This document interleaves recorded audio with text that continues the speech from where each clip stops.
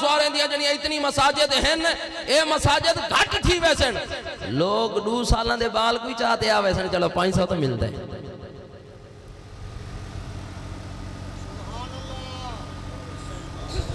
ذرا محبت اللہ کو جیسے سبحان اللہ لیکن میں جڑے نظر زیادہ دور نکل گیا تو حضرات ذی وقار رسول اللہ صلی اللہ تعالیٰ علیہ وسلم دے غلاموں اساں اپنی ہر ایک تقریب کو کیا ہے پروقار بناؤں اللہ پاک عمل دی توفیق عطا فرماوے ہن میں گزارش کرے ساں مادر زاد ولی خواجہ خواجگان حضور قبلہ خواجہ میاں محمد اکرم سائیں رحمت اللہ تعالیٰ علیہ انہاں دے خاندان دے چشم و چراغ حضرت العلام فاضل جلیل عالم نبیل حضور قبلہ علامہ محمد یامین قریشی سائیں قادری سائیں چشتی مخلصی سائیں انہاں دی بارگاہ دے اندر کہ وہ آمن اور اپنے قیمتی ملفوظات دے نال سارے قلوب و اذہان کو معمور و منور فرمامیں تو سا تمام احباب محبت دے نال نعرہ سناؤ نعرہ تکبیر گاجوائی تے نعرہ تکبیر نعرہ رسالت نعرہ تحقیق نعرہ حیدری علماء حق اہل سنت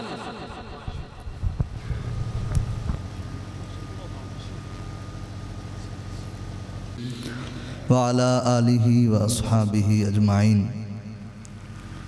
قال الله تبارك وتعالى في القرآن المجيد والفرقان الحميد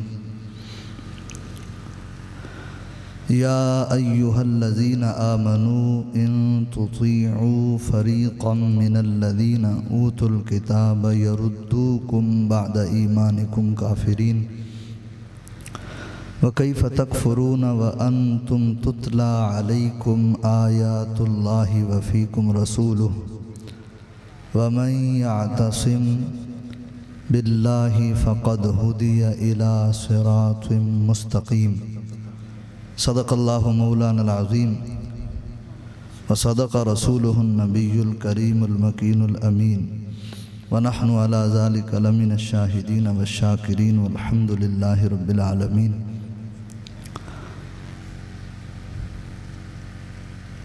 مولاي صل وسلم دائما أبدا على حبيبك خير الخلق كلهم هو الحبيب الذي ترجى شفاعته لكل هول من الأحوال مقتحم محمد سيد الكونين والثقلين والفريقين من عرب ومن عجم محمد ذكره روح لأنفسنا محمد شكره فرض على الأمم محمد زينة الدنيا وبهجتها محمد کاشف الغمات والظلم حمد و ثنا کے بعد انتہائی واجب الاحترام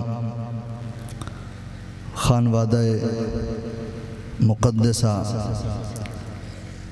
آستانہ عالیہ چیلاوان شریف کے مقتدر بزرگان دین علماء کرام مشائخ اعظام صوفیاء کاملین راہ تصوف اور راہ عشق و مستی کے شاہ سوار سٹیج کی زینت بننے والے تمام مقتدر علماء کرام صاحبزادگان اور اس سرزمین کا ہر بندہ ہی قابل احترام ہے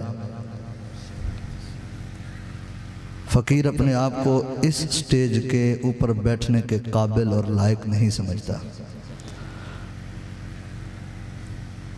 چونکہ ہر انسان کو اپنا پتہ ہوتا ہے کہ وہ کس قابل ہے بل الانسان علی نفسہ بصیرہ فقیر کو اس بات کا بھرپور احساس ہے کہ فقیر اس قابل نہیں ہے یہ خانوادہ نہ صرف معرفت کے فیوز و برکات سے منور ہے بلکہ علم و عرفان کے انوار و تجلیات سے بھی منور ہے علماء کے سامنے مشائخ کے سامنے لب کشائی یہ امتحان ہی نہیں بلکہ بہت مشکل ایک لمحہ ہوتا ہے، فقیر اس قابل نہیں ہے کہ کوئی لب کشائی کی سعادت حاصل کرے، اور مجھ سے پہلے اتنے شاندار انداز سے نسبت جانے جانا صلی اللہ علیہ وآلہ وسلم کے تقاضے اور اس کے آداب سکھائے جا رہے تھے۔ قبلہ صاحبزادہ والا شان ارشاد فرما رہے تھے، ایک ایک لفظ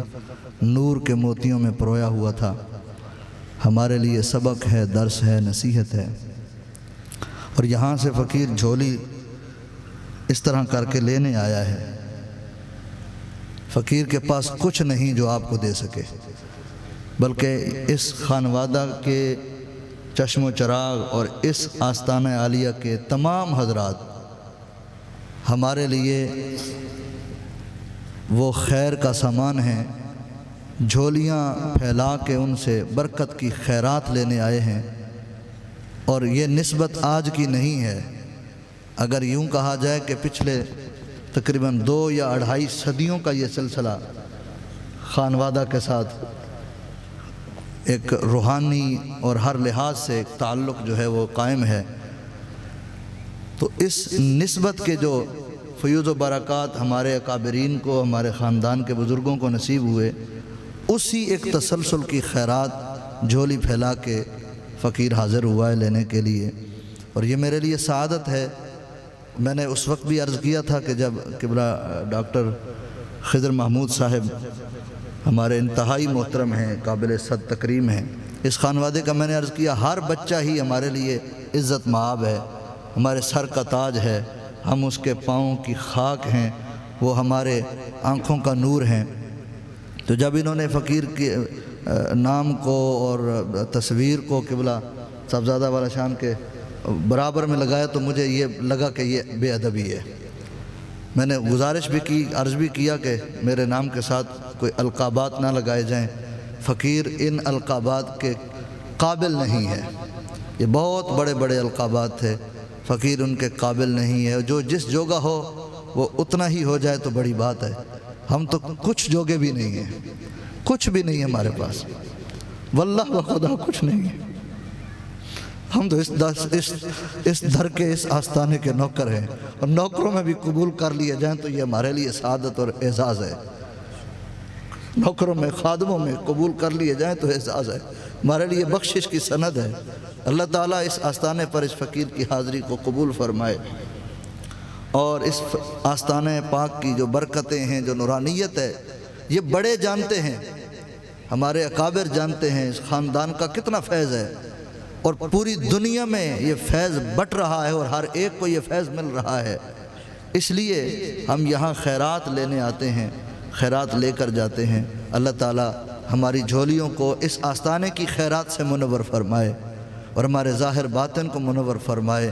علم، ہدایت، تقوی، فیض، برکت اس خانوادہ سے بٹتی ہے، اور یہاں سے علماء جس انداز سے فیض بانٹ رہے ہیں، الحمدللہ عقیدے کی بھی اصلاح ہے، 2 نمبری نہیں ہے کہیں پر بھی، عقیدے کی بھی ہے۔ اگر گزارش ہے تھوڑی دیر کے لیے سلسلے کو اگر روک دیا جائے نا، تو یہ ہمارا مقصود نہیں ہے، مقصود ہے فیض لینا، مقصود ہے سائیوں کے دربار میں اگر قبول ہو جائیں تو یہی ہمارے لیے اعزاز ہے۔ توجہ کیجئے، کچھ سبق جو یاد کر کے آیا ہوں وہ بزرگوں کے فیض سے، آپ کی سرپرستیوں سے حضرات کی، آپ حضرات تک پہنچانے کی سعادت حاصل کروں۔ حضرات محترم، ہمارا دین، ہمارا اسلام جس انداز سے ہماری تربیت کرتا ہے، کائنات میں آپ اس وقت یونیورسٹیوں کا وزٹ کر لیں، پڑھے لکھے جو ادارے اور انسٹیٹیوٹ ہیں ان کا وزٹ کر لیں، دنیا بھر کے تعلیمی اداروں کو دیکھ لیں، اور دوسری طرف جو تعلیم مکین گنبد خضراء صلی اللہ علیہ وآلہ وسلم نے عطا فرمائی ہے، ساری کائنات کی تعلیمات کو، ان کے لٹریچر کو، ان کے پڑھائے ہوئے اسباق کو اٹھا کر حضور نبی اکرم صلی اللہ علیہ وسلم کے پڑھائے ہوئے ایک سبق کے سامنے رکھ کے موازنہ کر کے دیکھ لیں، آپ کو احساس ہو جائے گا جو تعلیم مدینے والے نے دی ہے، کائنات میں کوئی تعلیم اس تعلیم کا مقابلہ نہیں کر سکتی۔ یہ بات ادب سے عرض کی ہے، اگر آپ توجہ سے بات سن لیں گے تو امید ہے کچھ نہ کچھ فقیر سبق سنانے کے قابل ہو جائے گا۔ آج تقابل کا دور ہے، ہر چیز کا کوئی نہ کوئی مقابلہ ہے۔ خاندانوں میں مقابلے ہیں، برادریوں میں مقابلے ہیں، رشتہ داریوں میں مقابلے ہیں، بنگلے کوٹھیاں بنانے کے مقابلے ہیں، عالی شان گھر اور گاڑیوں کے مقابلے ہیں، عالی شان لباس پہننے کے مقابلے ہیں۔ اور اگر اس کو آپ مذہبی طبقے میں دیکھیں ادھر بھی مقابلے ہیں، اگر آستانوں میں دیکھیں تو پیروں کے آستانوں کے بھی مقابلے ہیں، علم کے لیول پر دیکھیں تو علماء کے علم کے بھی مقابلے چل رہے ہیں۔ ایک کہتا ہے میں بہت بڑا عالم ہوں، دوسرا کہتا ہے میرے پاس اسناد زیادہ ہیں، ایک کہتا ہے کہ میرے پاس علم اور میرے پاس فلاں فلاں یہ چیزیں زیادہ ہیں۔ مقابلہ بازی ہے، اور اگر مقابلہ نیکی کے معاملے میں ہو تو ایسا مقابلہ قابل تحسین ہے۔ اگر مقابلہ نیکی کے معاملے میں ہو اور اس میں ایک دوسرے سے تعاون کرنا بھی اچھا ہے، وَتَعَاوَنُوا عَلَى الْبِرِّ وَالتَّقْوَى، نیکی اور تقوی کے کام میں تعاون کرنا چاہیے۔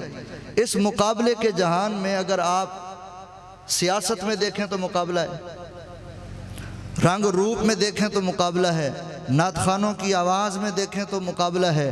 میں ایک شہر میں رہتا ہوں، فیصل آباد ایک بہت بڑا سٹی ہے، پاکستان کا تیسرا بڑا شہر ہے۔ مسجدوں کے میناروں کی بلندی کے بھی مقابلے ہیں کہ ہماری مسجد کا مینار اونچا ہے، میرا منبر اونچا ہے، میری مسجد بڑی ہے، ان چیزوں کے مقابلے ہیں۔ یونیورسٹیوں کی جو حدود ہوتی ہے ان کے بھی مقابلے ہیں۔ ہر طرف ایک مقابلہ بازی کا جہان ہے۔ موبائل ہے نا، یہ ان کے اوپر بھی مقابلہ ہے۔ ایک کہتا ہے میرے پاس آئی فون ہونا چاہیے، دوسرا کہتا ہے میرا اس سے بھی بہتر ہو، پھر ان کے ماڈلز ہیں، ان میں بھی مقابلہ بازیاں ہیں۔ تو اس طرح یہ مقابلہ بازی کے جہان میں تھوڑی دیر کے لیے ہم ایک ایسا مقابلہ لگا کے اس بات کو دیکھ لیتے ہیں کہ اس مقابلے کے جہان میں، تقابل کے جہان میں، جب ہر چیز کو دوسرے کے مقابلے میں تولا جا رہا ہے، آپ دنیا بھر کے مذاہب کا مطالعہ کر لیں، ان کے لٹریچر کو پڑھ لیں۔ جملہ کہنے لگا ہوں توجہ کے ساتھ، جو سبق حضور نے ہمیں پڑھایا ہے اس میں جو حضور نے امت کو وضو کرنے کا جو طریقہ سکھایا ہے، پوری کائنات وزٹ کر لیں، اس وضو کے مقابلے کی چیز پوری دنیا میں کسی مذہب کے پاس نہیں ہے۔ اس وضو کے مقابلے کی بھی، طہارت کے مقابلے کی کوئی چیز دنیا کے کسی مذہب کے پاس نہیں ہے۔ آداب و احترام کے زاویے جو حضور نے سکھائے ہیں، والدین کا احترام جو اسلام نے سکھایا ہے، دنیا میں کسی کے پاس نہیں ہے۔ بزرگوں کا احترام جو اسلام نے سکھایا ہے، دنیا میں کسی کے پاس نہیں ہے۔ حضور کی نسبتوں کا احترام جو اسلام نے سکھایا ہے، دنیا میں کسی کے پاس نہیں ہے۔ ہم قرآن جس پھٹی پر رکھتے ہیں،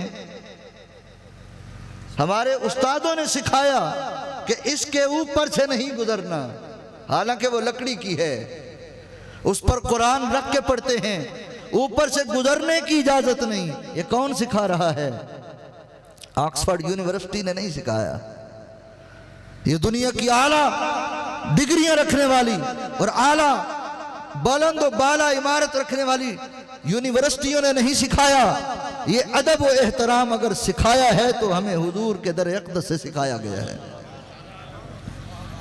قرآن کو پڑھیں، قرآن پاک سراپا علم ہے، ایک ایک لفظ ہدایت کے نور سے منور ہے، اور جب اس کو کوئی تلاوت کرتا ہے تو اس کے الفاظ نور بن کے سینے میں اترنا شروع ہو جاتے ہیں۔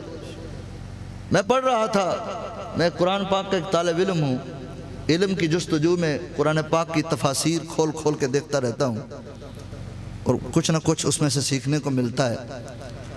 جو آداب کے زاویے ہمارا اسلام سکھا رہا ہے، واللہ بخدا پورے ورلڈ کا وزٹ کرنے آپ کو ایسے آداب کے زاویے نہیں ملیں گے۔ رویے اسلام نے سکھائے۔ میں پڑھ رہا تھا، حضرت جناب سیدنا یوسف علیہ السلام، اللہ کے نبی کا نام لیا ہے، حسن و جمال کے پیکر، جن کے حسن کی تعریف قرآن نے کی ہے، اور ہمارے تو شعراء نے لکھا ہے کہ وہ کمال حسن حضور ہے نعرہ تکبیر، نعرہ رسالت، نعرہ تحقیق، نعرہ حیدری، ثنا خان مصطفیٰ جناب محترم محمد حسان خورشید صاحب۔ ماشاءاللہ، مرحبا۔ کراچی سے تشریف لانے والے مہمان، معزز مہمان، الحمدللہ فقیر کی حضرت سے گنبد خضرا کے سائے میں ملاقات ہوئی تھی۔ اس سے اچھی ملاقات پھر نہیں ہو سکتی دنیا میں، اس سے اچھی ملاقات نہیں ہو سکتی۔ حضور کے روضہ اقدس کے سامنے سائے میں الحمدللہ سعادت نصیب ہوئی تھی۔ میرے پاس وہ فوٹو بھی ابھی تک محفوظ ہے۔ جزاک اللہ۔ حضور میں عرض کر رہا تھا، رویے، تاثرات، سامنے والے کو کس انداز سے ہم نے پیش آنا ہے۔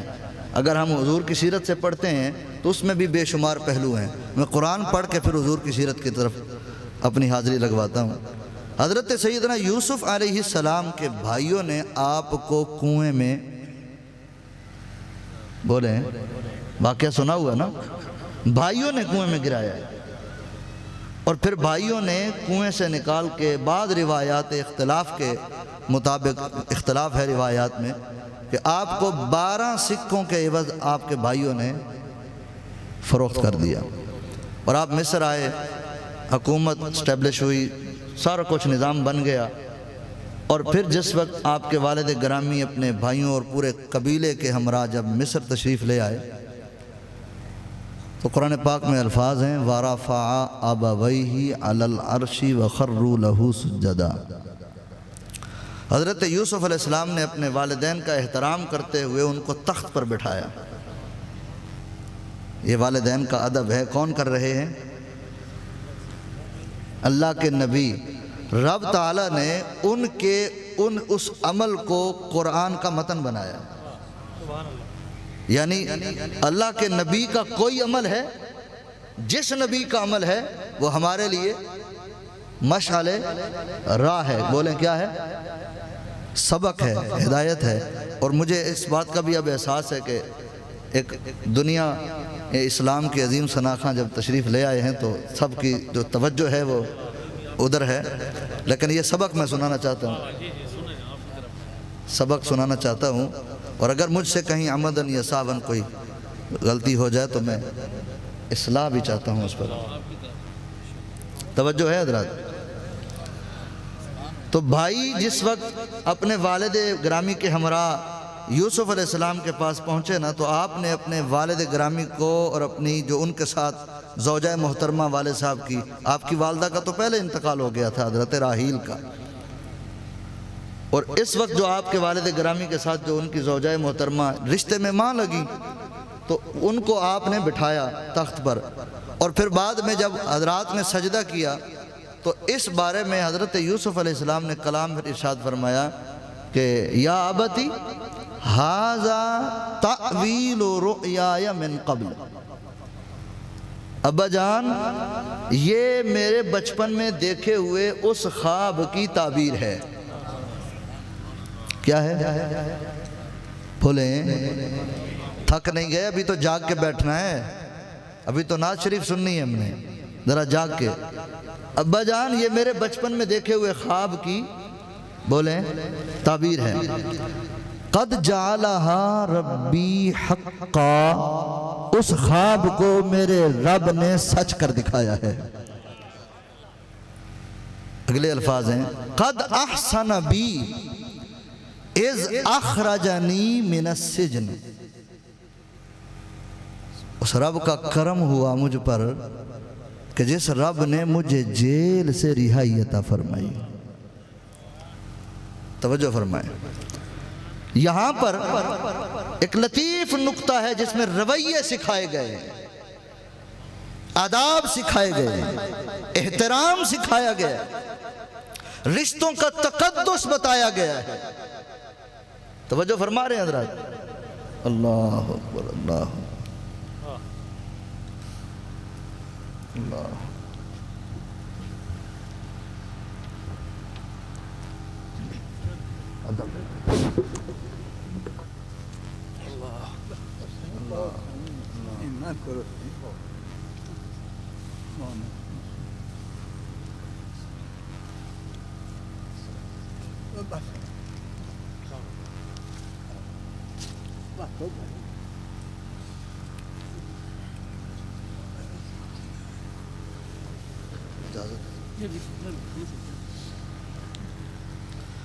وقت بھی کافی ہو گیا ہے اور 11:30 ہو چکے ہیں. توجہ ہے؟ آپ فرما رہے ہیں رب کا کرم ہوا کہ اللہ تعالیٰ نے مجھے جیل سے، آپ نے یہ نہیں فرمایا کہ اللہ کا کرم ہوا کہ رب نے مجھے کنویں سے رہائی عطا فرمائی.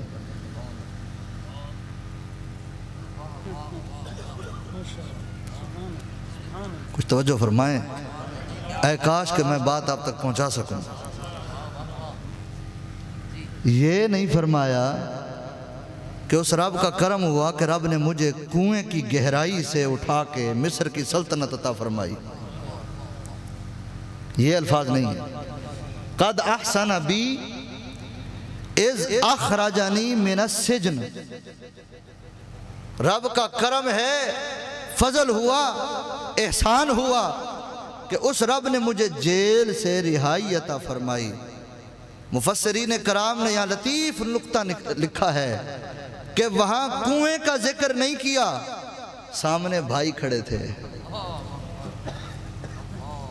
سامنے بھائی کھڑے تھے. غور کریں اسلام کیا رویہ سکھا رہا ہے. سامنے بھائی کھڑے ہیں جن بھائیوں نے زد و کوب کر کے آپ کو کنویں میں گرایا. چاہتے یہ تھے کہ والد سے بھائی کو جدا کر دیا جائے اور شیطان نے ان کو ورگلایا تھا. اس کا ذکر آگے اسی آیت میں موجود ہے. اور اس کی نسبت بھی بھائیوں کی طرف نہیں کی. وَجَاءَ بِكُم مِّنَ الْبَدْوِ مِن بَعْدِ أَن نَّزَغَ الشَّيْطَانُ بَيْنِي وَبَيْنَ إِخْوَتِي. یہ رویہ ہے قرآن کا، ایک نبی کے عمل کا، جو ہمارے لیے بہت بڑا سبق ہے. ہم بعض اوقات اپنے رویوں سے ہی دوسروں کو اذیت پہنچا رہے ہوتے ہیں. ہم رویوں سے دوسروں کے احساسات مجروح کر رہے ہوتے ہیں. ہم رویوں سے دوسروں کو تکلیف پہنچا رہے ہوتے ہیں. انتقام کے جذبے میں اس قدر ڈوب جاتے ہیں ہم بھول جاتے ہیں کہ آداب و احترام کیا ہے، سلیقہ اور طریقہ کیا ہے. خانقاہوں میں یہ آداب سکھائے جاتے تھے، یہ سبق پڑھائے جاتے تھے، یہ ادب و احترام بنیادی طور پر سکھایا جاتا تھا، اور یہ احترام خانقاہوں کی زینت تھا. اور آج اللہ تعالیٰ معاف کرے، رویوں سے تو درکنار اب لوگ اپنی تحقیق سے حضور کے صحابہ پر اعتراض کرتے ہیں. وہ تحقیق بھی بھونڈی، وہ بھی بے مقصد قسم کی اور بیہودہ قسم کی. وہ کیا ثابت کرنا چاہ رہے ہیں کہ اسلام کے اخلاقی رویے بھی ابھی تک انہوں نے نہیں سیکھے. حضرت یوسف علیہ السلام نے یہ الفاظ استعمال فرمائے، اور قربان جائیں رب کریم جل وعلا کے کلام پر. رب تعالیٰ نے جس زاویے سے یوسف علیہ السلام نے وہاں یہ کلمات ارشاد فرمائے کہ قد احسن بی اذ اخرجنی من السجن، اللہ تعالیٰ نے اس زاویے کے مطابق قرآن کا ایک ایک لفظ بڑے احساس دیتا ہے، بڑے احساس دیتا ہے، بڑے آداب دیتا ہے، جس سے بندے کو سبق ملتا ہے. یوسف علیہ السلام چاہتے تو یہ فرما سکتے تھے کہ میرے رب کا شکر ہے کہ جس نے مجھے کنویں سے اٹھا کے مصر کی سلطنت پہ فائز فرما دیا. یہ نہیں فرمایا، اس لیے کہ کنویں کا ذکر کر دیتے تو سامنے بھائی کھڑے شرمندہ ہو جاتے. یہ نبوی اخلاق ہیں. اور پھر مصطفیٰ کریم جان رحمت کے اخلاق کو تو رب نے فرمایا کہ وَإِنَّكَ لَعَلَىٰ. فتح مکہ کے موقع پر حضور نے ارشاد فرمایا تھا اکرمہ آ رہے ہیں، اکرمہ بن ابی جہل کہہ کے نہیں پکارنا. یہ رویے، یہ آداب ہیں، یہ احترام ہے. یہ سکھانا مقصود ہے کہ کسی کو اس کی سابقہ زندگی کی غلطیوں کی وجہ سے غلطیاں یاد دلا کے، کسی گناہگار نے اگر توبہ کر بھی لی ہے، رب کے در پہ آ بھی گیا ہے، اگر تم نے زیادہ نمازیں پڑھ لی تو اس کو دھتکارو مت، اس کے احساسات کو مجروح مت کرو، اس کی کیفیت کو مجروح مت کرو. وہ نہ جانے کس انداز سے رب کے دربار میں حاضری دینے آگے آئے۔ اگر آپ نے کوئی نمازیں زیادہ پڑھ لی ہیں تو اسے دھتکار کے پیچھے نہ کریں، بلکہ یہ دیکھیں کہ وہ بھولا بھٹکا اگر آ گیا ہے، صبح کا بھولا ہوا شام کو لوٹ آئے تو اس کو بھولا نہیں کہتے۔ مصطفیٰ کریم جان رحمت نے رویے دیے اور کفار مکہ نے جتنی اذیتیں پہنچائی تھیں، حضرت یوسف علیہ السلام نے اپنے بھائیوں سے فرمایا تھا لا تثریب علیکم اليوم، آج کے دن تم پر کوئی گناہ نہیں ہے۔ اور حضور نے کفار مکہ کو کیا فرمایا؟ جنہوں نے پتھر مارے، جنہوں نے اذیتیں دیں، پلٹ کے مصطفیٰ کریم جان رحمت نے ان کو ایسا رویہ دیا، کائنات میں ایسا رویہ کبھی کسی نے کسی کو نہیں دیا۔ وہ فریفتہ ہو گئے، وہ غلام ہو گئے، وہ بک گئے حضور کے ہاتھوں پر۔ تو اعلیٰ حضرت نے بھی لکھا نا کہ حسن یوسف پہ کٹی مصر میں انگشت زنا۔ محبوب آپ کے تو اخلاق ایسے ہیں، سر کٹاتے ہیں تیرے نام پہ مردان عرب۔ اس لیے ہمارا جو اسلام ہمیں رویے دیتا ہے، قرآن ہمیں رویے دیتا ہے، ان کو سیکھنا چاہیے۔ ایک اور بات عرض کرنا چاہتا ہوں، حضرت سیدنا موسیٰ کلیم اللہ علیہ السلام فرعون کے دربار میں پیغام الہی کو لے کر آپ تشریف لے جا رہے ہیں۔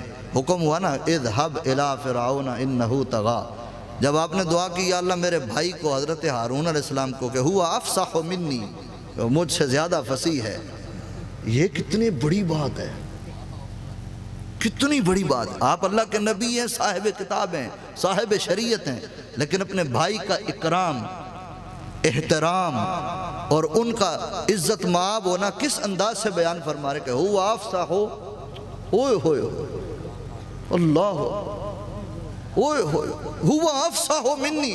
وہ فصاحت میں، بلاغت میں، انداز گفتگو میں، پیغام پہنچانے میں، بات سمجھانے میں، دوسرے تک بات منتقل کرنے میں حضرت موسیٰ کلیم اللہ فرما رہے ہیں کہ باری تعالیٰ وہ زیادہ ماہر ہیں، ان کو بھی میرے ساتھ اس معاملے میں وَأَشْرِكْهُ فِي أَمْرِي، میرے کام میں ان کو شریک کر دیا جائے۔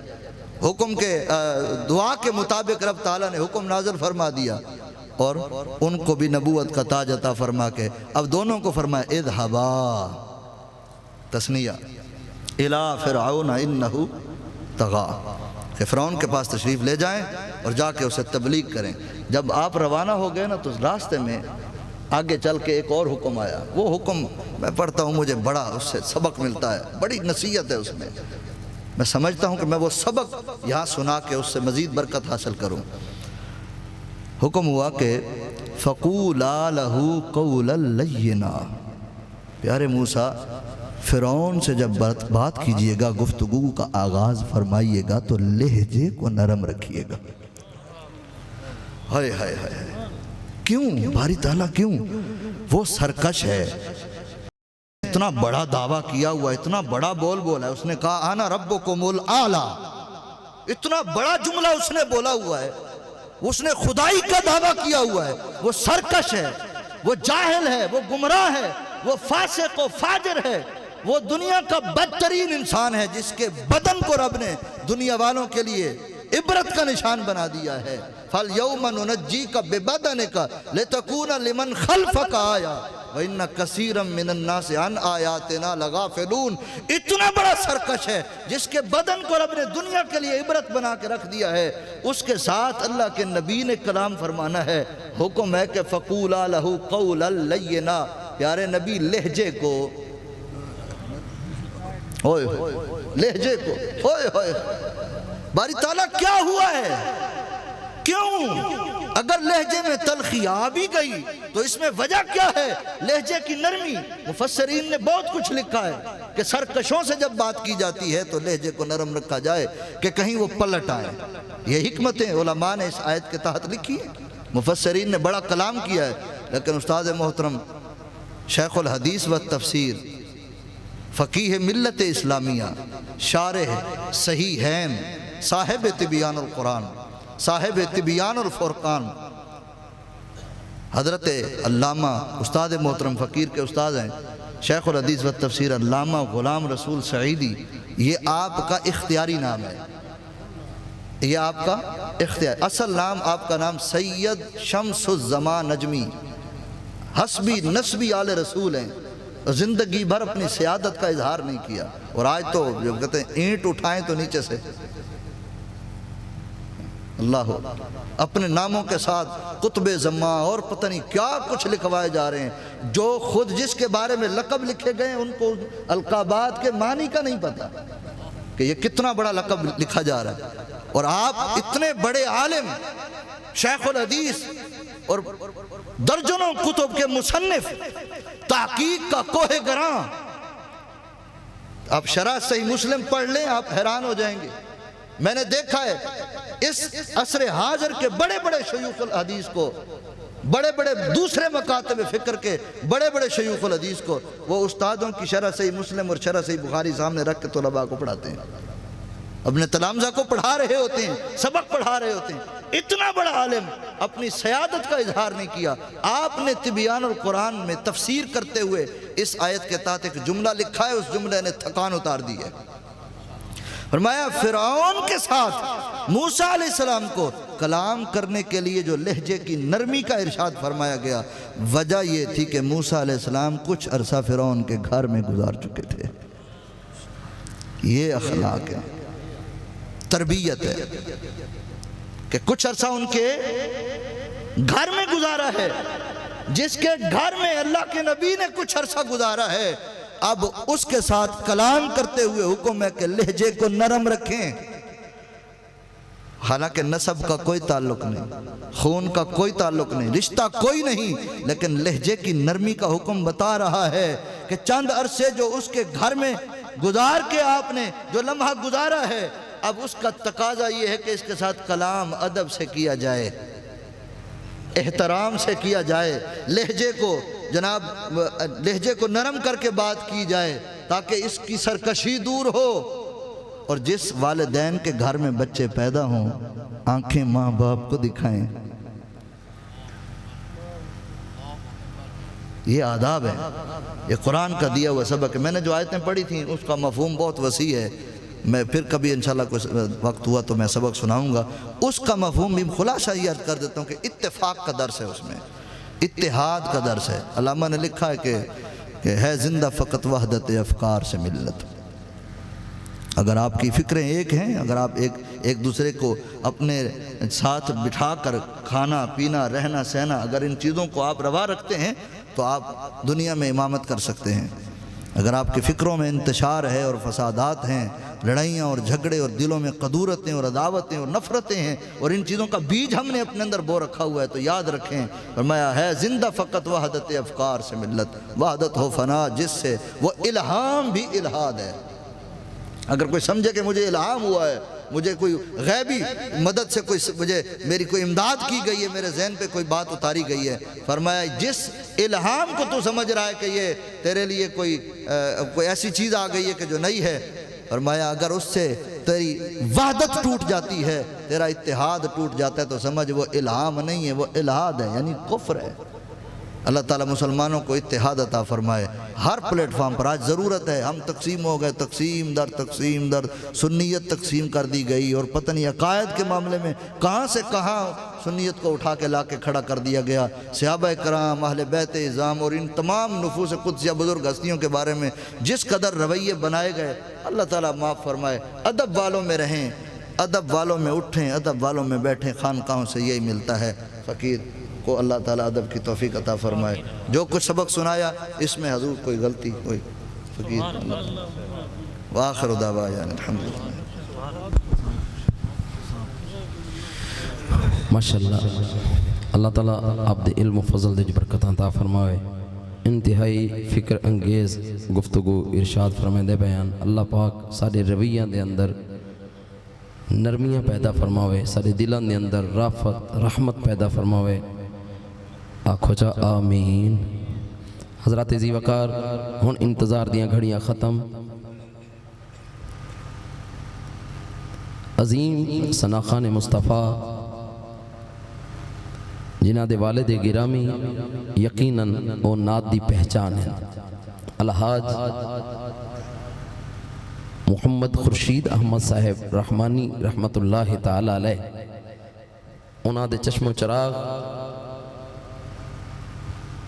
فخر پاکستان، فخر اہل سنت جناب قبلہ الحاج محمد حسان بن خورشید انہاں دی بارگاہ دے اندر درخواست گزار